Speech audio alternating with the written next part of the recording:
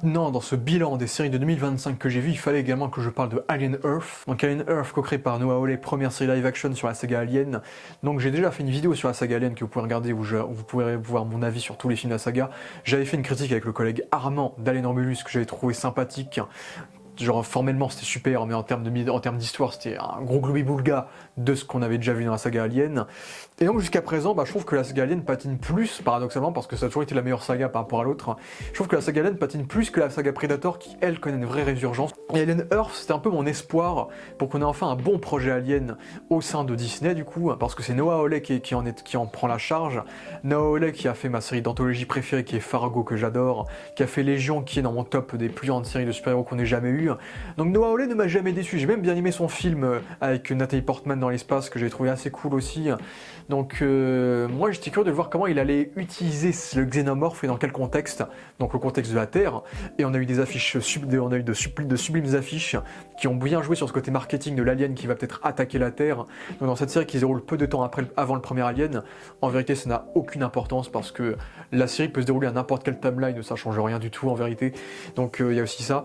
Et j'ai vu que les gens étaient assez déçus par la série de manière générale, et désolé mais je suis dedans aussi, je suis extrêmement déçu par Alien Earth quoi, mais merde quoi, putain, j'ai surtout Noah Hawley quoi. Je vais spoiler directement parce que pour moi, je vais spoiler au point parce qu'il n'y a pas grand chose à spoiler en fait, c'est que la série il ne se passe pas grand chose, ça qui est décevant. Il y a plein de choses qui vont pas, ça faisait longtemps que j'ai pas vu une série avec des personnages aussi cons, aussi débiles, qui font des choix aussi incohérents au possible, et pourtant la série a de bonnes idées, hein, comme je vais le dire.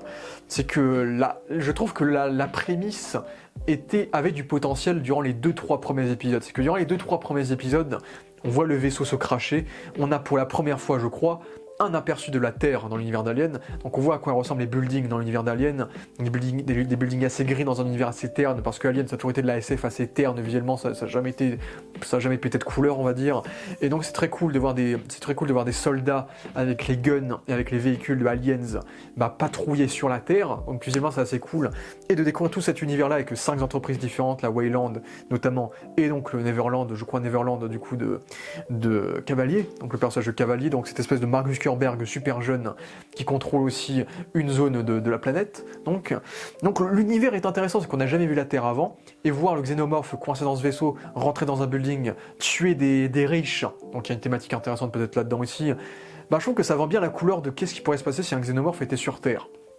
Le problème, c'est qu'ensuite le xénomorphe il sera arrêté on va dire, et tout le reste de la putain de série se déroule dans un putain de laboratoire.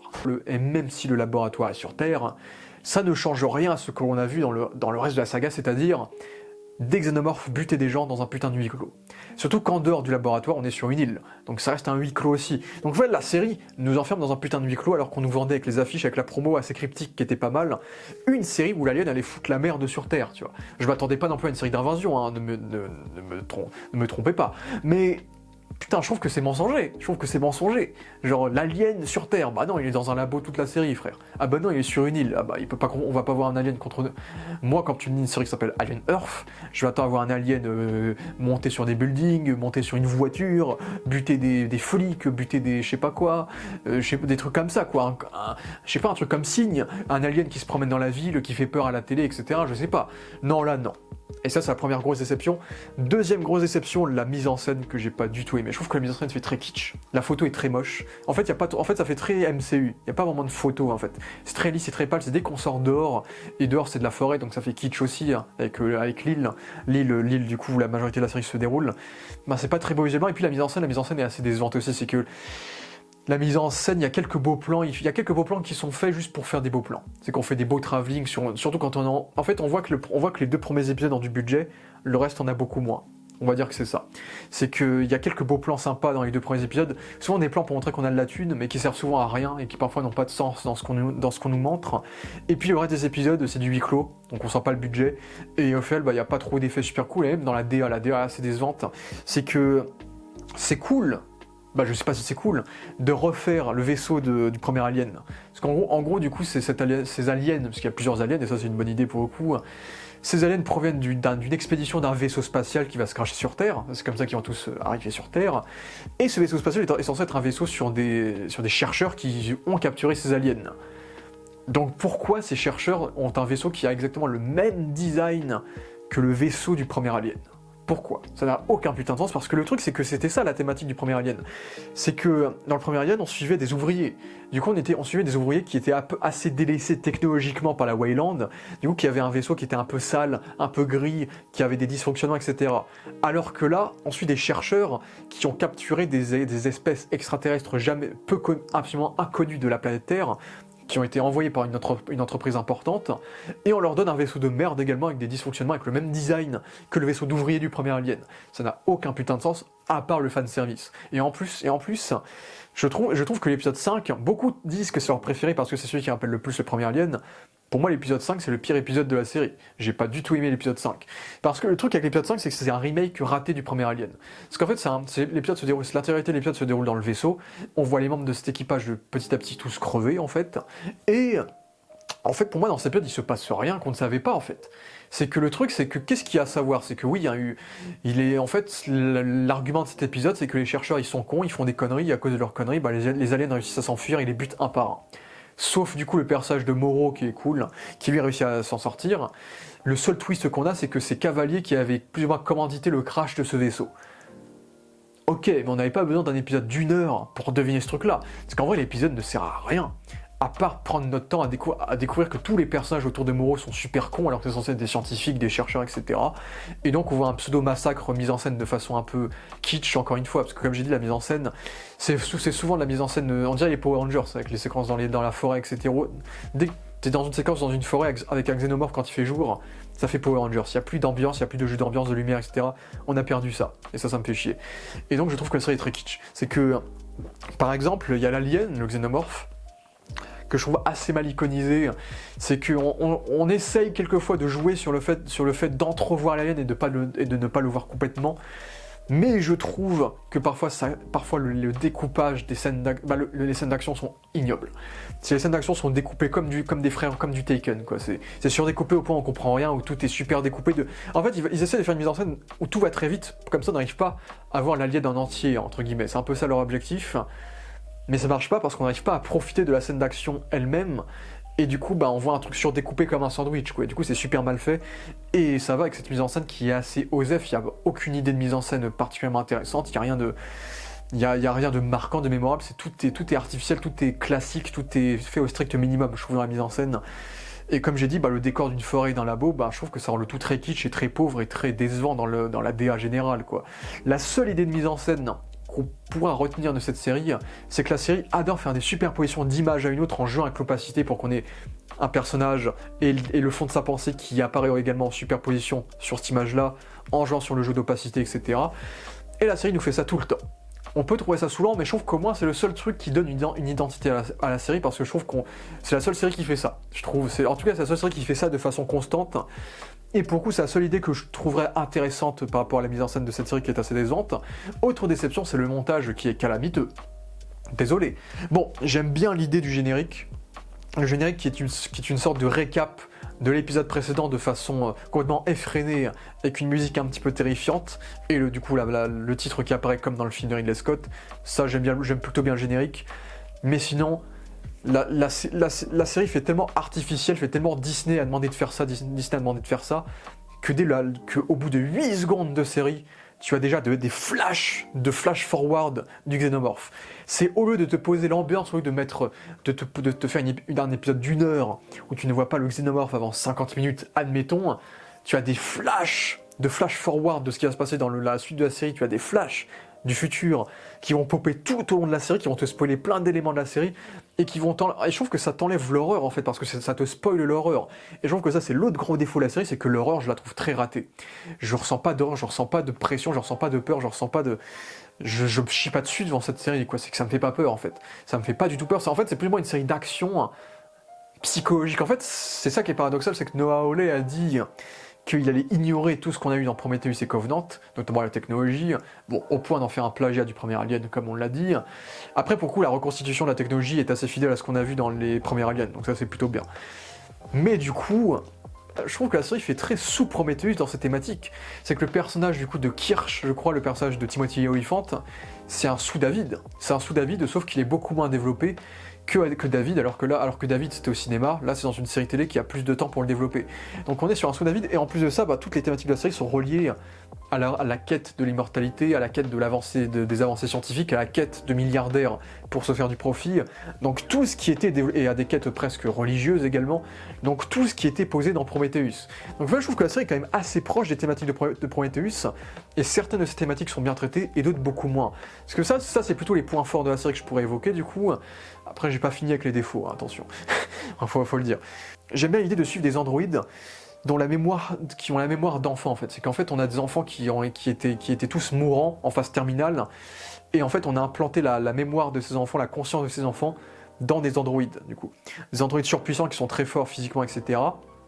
Et donc j'aime bien l'idée de développer cet apport à l'humanité. C'est que tu as l'androïde classique qui est Kirsch, tu as ces super androïdes qui sont ses enfants, et tu as le cyborg Moro qui est un personnage qui limite aimerait être un véritable androïde parce qu'il déteste sa part d'humanité, parce qu'il a perdu sa fille, et parce que il est beaucoup plus faible que les autres. Donc ça c'est le truc que je trouve intéressant, c'est le côté androïde, parce que déjà c'est cohérent avec la saga Alien, on a toujours traité des androïdes, et donc traiter de ces super androïdes avec ses enfants, je trouve que c'est une idée plutôt intéressante. Honnêtement je trouve qu'elle est assez bien traitée, et je trouve ça, et surtout qu'on la traite de diverses manières.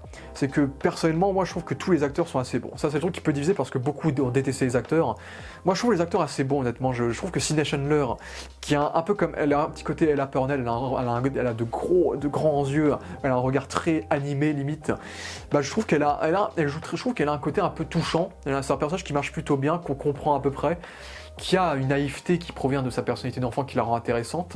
Moi je la trouve plutôt réussie du coup, qui est d'ailleurs la fille de Kyle Chandler que l'on verra dans Lanterns l'année prochaine. Nous avons également le personnage de Moro, le cyborg. Pour moi c'est le mec le plus charismatique de la série parce qu'il a une voix un peu rauque, et ce personnage par contre ce personnage je le trouve un peu parodique. Ça pas été vu comme un défaut, que c'est un personnage qui a perdu sa fille, qui va se servir de ses talents de père pour piéger certains enfants et pour essayer de parvenir à ses fins, et sa seule quête c'est récupérer du coup le xénomorphe. Du coup, mais ce personnage-là, et dès l'épisode sur le vaisseau avant qu'il crache, c'est un connard en fait, c'est un mec qui est aigri, qui engueule tout le monde, qui traite tout le monde comme de la merde. Après le truc c'est que l'écriture de la série est tellement ratée que du coup on le prend pour vrai, c'est qu'il a raison d'être comme ça parce que ce sont tous des cons dans cette série. Mais à la fois le personnage est quand même très parodique, c'est que c'est un personnage qui est tout le temps qui est tout le temps aigri, genre j'ai l'impression, et ça c'est un truc que je trouve un poil forcé pour le coup. Ensuite je trouve que le reste des enfants est bien exploité, c'est qu'il y a une enfant qui va perdre la boule à un moment donné, qui va toucher son œil, qui va remettre en question son âme d'enfant, si est-ce qu'elle est vraiment libre au final dans ce qu'elle est, elle va péter un plomb, on va lui effacer la mémoire, etc. Il y a un personnage dont on va prendre les parents en otage, qui va devoir effectuer une mission qui va faire perdre des vies. Du coup c'est un personnage que je trouve assez intéressant parce qu'il est constamment dans le doute de sauver sa famille ou obéir aux ordres entre guillemets. Et après t'en as une qui veut absolument être la préférée de son père, plus ou moins son père, donc qui serait Cavalier, le fondateur, le milliardaire du coup, qui est aussi intéressant. Bon après on a deux autres personnages qui sont pas du tout développés, dont un qui va se faire buter parce qu'il a jamais été développé. Donc il y a quand même certains qui sont un peu délaissés parmi les enfants, parmi ces personnages. Mais du coup je trouve qu'on traite de thématiques variées et intéressantes parmi ces enfants. Et ça je trouve que ça marche. Je trouve que le personnage de Cavalier est aussi assez réussi dans le sens où c'est vraiment le connard détestable, qui a ce côté enfant qui n'a jamais grandi, qui avec son fétichisme des pieds qui est dégueulasse aussi. Et je trouve l'acteur très très bon, pour le coup je trouve que c'est même pas que tu adores le détester, c'est que tu le détestes, c'est tout.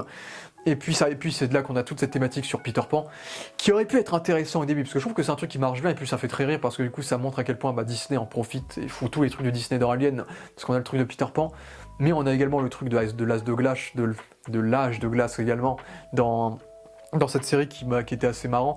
Mais du coup Peter Pan, le truc avec Peter Pan c'est que c'est pas du tout subtil, ça c'est le défaut, c'est que c'est pas du tout subtil, c'est que tous les personnages ont des noms de personnages de Peter Pan. Après le défaut que je relèverais c'est qu'ils ont tous des noms aléatoires, c'est que ce ne sont pas des noms des enfants perdus de Wendy, tu vois, c'est pas du tout ça, ils ont des noms un peu au pif, je crois qu'il y en a un, il s'appelle Mouche, qui est le bras droit de Captain Crochet dans le bouquin Peter Pan. T'as le chef qui se prend pour Peter Pan Cavalier, et puis ça tout le monde a essayé de faire des théories en mode l'alien c'est le crocodile et Moro c'est le capitaine Crochet. Après au final je trouve que ce délire là n'a jamais vraiment eu de payoff par rapport à ça. Et je trouve que c'est pas du tout subtil et c'est assez mal fait de ce côté-là. Pour le coup, ça c'est assez peu réussi. Mais en vérité, hormis le côté, en vrai, c'est le seul truc que je trouve réussi thématiquement, c'est toute cette question sur la mortalité, sur ces enfants. C'est ce que tu demandes, est-ce que ces enfants sont morts et ces nouvelles versions d'eux sont des copies de leur conscience, ou est-ce que vraiment leur conscience a été implantée dans ces robots? Donc on sait jamais si ce sont des fantômes ou pas. Donc il y a un côté qui est intéressant, un peu horrifique dans ce côté-là, qui marche bien, surtout avec plein de décors un peu religieux qui sont placés dans la série. C'est que tu as les singes qui n'agissent pas, par exemple, la statue des singes qui n'agissent pas, qui montre l'hermétisme de beaucoup de personnes à beaucoup de choses qui ignorent pas mal de choses aussi. Donc il y a ce détail-là qui était aussi intéressant, mais je trouve malheureusement que le reste est complètement tout sous-développé, malheureusement. C'est ça le grand défaut, c'est que les 5 entreprises, on le mentionne avec de l'exposition extrêmement mal écrite, mais on n'en fait rien. Ce qu'on voit juste du coup Neverland, je crois, et du coup Yutani, Wayland Yutani, on ne développe pas du tout le reste, et je trouve que le monde n'est pas très développé. C'est la thématique principale de Alien, de développer le côté capitaliste, de faire une série sur le capitalisme, sur les rouages du capitalisme, et hormis 2-3 séquences où les deux institutions s'embrouillent, au final, c'est vraiment développé en surface, on fait vraiment rien avec le côté entreprise, on nous montre pas les autres entreprises, on va pas aller plus loin dans ce côté-là, on n'a pas beaucoup de scènes avec la Wayland, donc... Et puis malheureusement, à part avec le personnage du coup du frère, donc le personnage 2, je n'ai plus son nom, le frère de Wendy, qui lui galère à trouver un travail, qui a une vie de merde, etc. J'aurais bien aimé qu'on développe beaucoup plus la vie dans l'univers d'Alien en fait. J'aurais bien aimé qu'on développe beaucoup plus la vie dans l'univers d'Alien, ce qui était aussi un problème que j'avais avec Alien Romulus, où on te dit que des ados sont en train de souffrir en travaillant, mais on le montre pas. Et là j'ai le même problème, c'est que j'aurais aimé voir c'est quoi la vie dans l'univers d'Alien, quoi. Comment les salariés bossent, comment ils souffrent à cause des entreprises, etc. Et on ne le montre pas en fait. Donc je trouve qu'on développe ça à la surface et c'est trop décevant. Et puis le xénomorphe n'est pas le centre de la série, c'est ça qui est décevant ici, c'est que le xénomorphe, il est assez artificiel, je trouve. C'est qu'il va fasciner des personnages, il va devenir un outil scénaristique pour d'autres qui vont vouloir s'en emparer, sans plus, en fait, sans plus. C'est que, hormis, j'ai bien aimé l'idée d'extraire l'embryon d'un xénomorphe pour créer un xénomorphe, ça c'était plutôt une idée intéressante qui marche assez bien. Du coup, c'est pour ça qu'il a un design différent. Mais à part ça, désolé, mais le délire de Wendy qui communique avec les xénomorphes... What the fuck, déjà, le xénomorphe, ils ont réussi à démystifier le xénomorphe parce que déjà, comme ils ont créé des super androïdes, ils sont plus forts que les androïdes de la saga classique. Et donc ça c'est chiant parce que du coup les androïdes ne sont jamais mis en danger par le xénomorphe. Du coup le xénomorphe n'est plus une menace, le xénomorphe ne fait pas peur. Et ça c'est chiant. Et du coup t'as le premier xénomorphe de la série qui va se faire décapiter par Wendy. Et là tu dis putain, on a fait une saga de 50 ans sur cette race d'aliens et il se fait décapiter comme ça en un rien de temps. Du coup, désolé, mais moi c'est un peu comme Kang de Ant-Man, c'est pour moi tu as un peu tué, je trouve, l'aura du xénomorphe, je trouve. Et en plus de ça, je trouve que le xénomorphe est très mal fait. Je trouve le côté costume quand même pas trop mal, ça passe, c'est un peu mieux fait que dans certains films. Mais le design du xénomorphe est beaucoup trop clean. On dirait qu'ils ont fait, ça fait très télévisuel pour le coup, mais télévisuel à petit budget. C'est qu'on dirait qu'ils ont fait un design à la va-vite. C'est un design où le xénomorphe est tout lisse, tout propre. On sent le côté plastique presque. Et il y a cette séquence que tout le monde a ressorti comme du Randall dans sa critique, où t'as le xénomorphe qui fait une marche arrière tout droit, une marche arrière juste il roule genre. C'est super kitsch. Genre le xénomorphe fait trop manufacturé, il fait pas du tout réaliste. Du coup, il est pas du tout crédible. Et en plus de ça, on te fait tout délire de Wendy qui communique avec eux. Et le truc avec ça, c'est que Wendy, elle communique avec eux, mais on n'a aucune réponse de pourquoi elle communique avec eux. Et le truc, c'est que Noah Hawley, en interview, avait dit... Oui, vous pensez peut-être que que Wendy contrôle les xénomorphes, mais non. Les xénomorphes ont leur propre libre arbitre, et les xénomorphes peuvent totalement s'émanciper d'elles. Alors que ce qu'on a à la fin de la série ne nous montre pas du tout ça. À la fin de la série, les xénomorphes sont les toutous de Wendy, donc avec les mêmes par exemple de dragons que les gens ont fait par rapport à ça, et je trouve que ça tue totalement le mythe du xénomorphe, un xénomorphe toutou genre, un xénomorphe contrôlé par une robot télépathe qui parle avec les xénomorphes. Le truc c'est que si sa déclaration s'était produite dans cette saison, j'aurais peut-être dit que c'était une bonne idée. Le truc c'est que comme on n'a aucune idée de comment Wendy a cette capacité, parce qu'on sait pas pourquoi elle a ses pouvoirs, on sait pas pourquoi elle est omnisciente comme ça, on sait pas pourquoi elle contrôle tout. Je trouve que ça fait très Maris ou ça fait très Res Skywalker en fait. C'est que la meuf, le scénario va te dire qu'elle a des pouvoirs, qu'elle contrôle la technologie, qu'elle contrôle les xénomorphes, qu'elle contrôle les androïdes, qu'elle contrôle tout, et on n'a aucune véritable justification de pourquoi. Et du coup, je trouve ça très artificiel et par conséquent très mal écrit. Et désolé, mais voir le xénomorphe traité comme un chien-chien, bah, je trouve ça raté pour l'instant, très décevant. Encore pire avec le petit bébé qui l'accompagne à la fin, on dirait le daron et le petit bébé, ça fait parodique. Donc je trouve que c'est assez raté. En plus de ça, bah, je trouve que du coup, on montre beaucoup trop le xénomorphe de façon frontale. Et du coup, on perd encore plus la menace, notamment parce que cette fois, il ça joue Predator. Avec le xénomorphe qu'on retrouve en pleine forêt de jour. Je sais pas comment c'est censé. Je sais pas. Heureusement que je suis pas un grand fan de Alien parce que sinon peut-être que ça aurait été un blasphème pour moi. Ça me dérange quand même, quoi. C'est un problème malgré tout, quoi. C'est chiant. C'est chiant, comme je l'ai dit. Y a quoi. Mais après, j'aime quand même bien le personnage du frère, donc qui est joué par le mec qui joue dans Andor, donc c'est pour ça que je l'aime bien.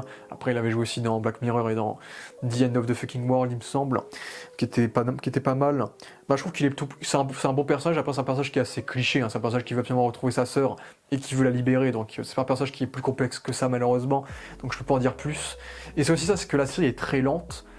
Après, je me suis pas non plus trop fait chier, faut le dire, parce que j'ai maté les épisodes une fois par semaine, mais je pense que j'aurais ressenti les longueurs si j'avais tout maté d'un coup. Parce que là, j'aurais senti qu'au fil des semaines, bah, qu'il se passe pas grand chose au final, et ça aurait été vraiment décevant si je l'avais senti. Mais je me rends compte quand même que même si je me suis pas trop fait chier, je sens qu'en termes de pure avancée de narration, en 8 épisodes, il s'est pas passé grand chose, quoi. Surtout le final, c'est que le final, j'avais posé quelques espoirs sur le final, parce que comme il se passait pas grand chose, je m'attendais à ce qu'il y ait des payoffs de fou. C'est que moi, j'aime bien le personnage de Timothy Olyphant, parce que déjà, Timothy Olyphant, c'est un super acteur, parce qu'il joue très très bien, et parce que j'aime bien son design, qui rappelle un peu Blade Runner, oui, et je trouve qu'il joue très très bien, il y a un côté très... En fait, c'est un peu la figure paternelle des enfants, mais à la fois, comme c'est un androïde, c'est un personnage qui est très froid, sans émotion, et du coup, il a une position assez paradoxale, mais compréhensif. Et du coup, pendant toute la saison, tu as l'impression qu'il a un plan. C'est qu'il va laisser du coup le personnage indien, du coup, tuer le mec pour créer un xénomorphe, etc. Du coup, on a l'impression qu'à la manière de David dans Prometheus, il a un plan, il a une idée, et du coup, pendant toute la série, on sent qu'il a du mal avec Cavalier. On sent qu'il veut trahir Cavalier. On sent qu'il n'aime pas Cavalier. Et du coup, pendant toute la série, je m'attends à ce qu'il y ait un twist de fou par rapport à lui, à ce qu'il y ait une révélation, à ce qu'il y ait un coup d'état commis par lui qui va peut-être prendre en otage Cavalier. Et en fait, non. En fait, a priori, peut-être qu'il y a des choses qui nous ont cachées, qui n'ont pas encore été montrées. A priori, tout ce qu'il a fait, c'était juste pour poser un piège à Moreau, pour le kidnapper et pour l'emprisonner. C'est tout. C'est tout. Du coup, à partir de là, le personnage, même s'il est cool en lui-même, bah tout le teasing qu'on a fait autour de lui, bah pour moi, est inutile et extrêmement décevant, parce que je m'attendais à beaucoup plus de sa part, et au final, c'était très décevant, et j'espère qu'on en fera plus en saison 2, si saison 2 il y a, bien sûr, parce que là, franchement... voilà quoi.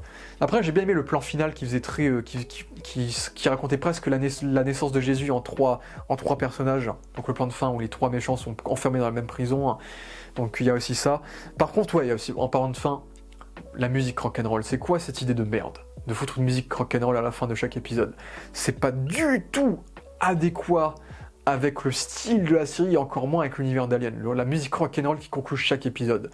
Ça me sortait de l'œuvre à chaque fois. Je trouvais que ça crée un côté, on s'en bat la race. On s'en bat la race, on a fait la série comme ça, vite fait, machin.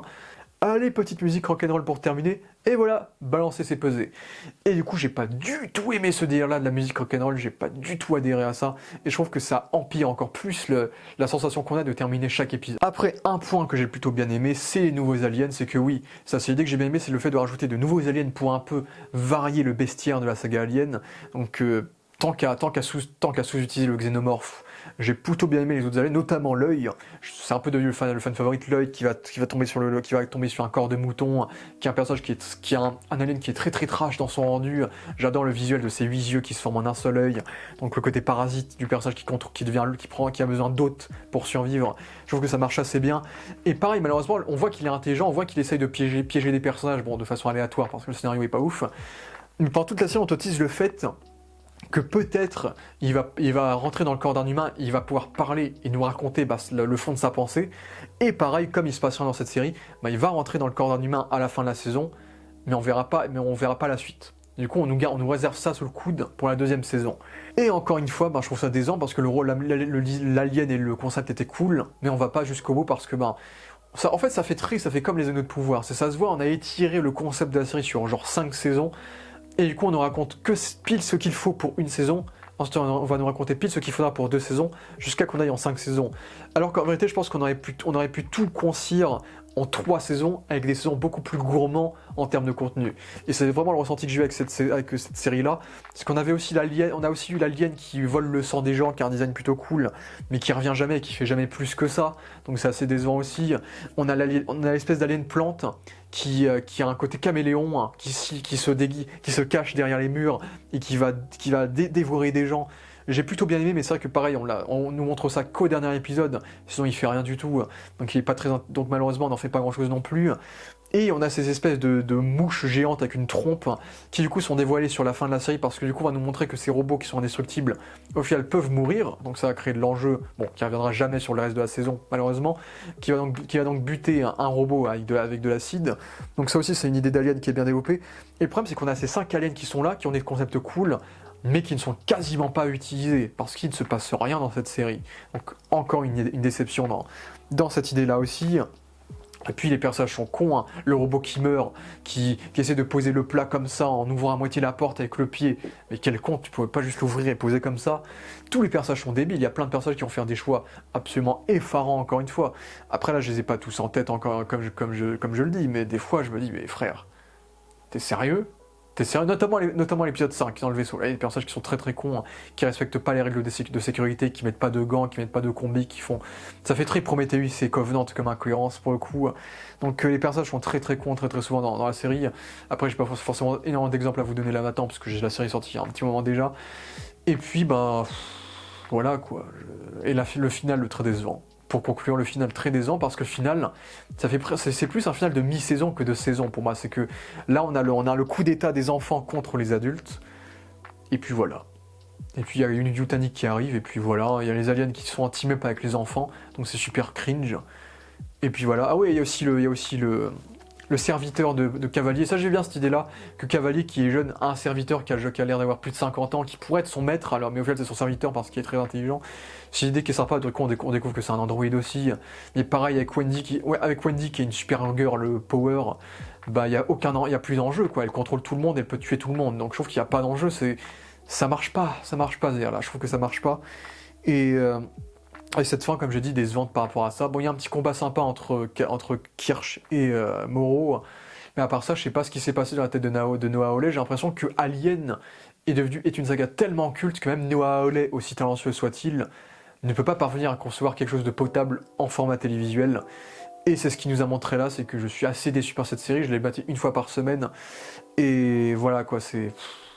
J'étais tout le temps en mode Osef, quoi. J'étais sans émotion, je sais pas, c'est clairement Romulus, c'était mieux parce qu'il y avait la forme dans Romulus, et même là dans cette série on tente des trucs originaux, mais en même temps on tente des trucs qui talonnent le blasphème, et on copie-colle des éléments qu'on a déjà eu avant aussi, donc ça fait un peu n'importe quoi, ça fait comme ça veut. Je trouve que c'est trop hula hoop cette saison, c'est du tango, je sais pas quoi. Donc grosse déception Alien Earth, dans le flop de l'année certainement des séries télé. Donc voilà. Donc n'hésitez pas, donc j'ai pas grand chose à dire de plus parce que je suis pas un grand fan de la saga. Donc n'hésitez pas à me dire plus, à donner votre avis, à dire si vous avez apprécié ou pas. Mais en tout cas c'était mon avis, donc merci à tous d'avoir vu cette petite critique, et puis on passe aux autres séries.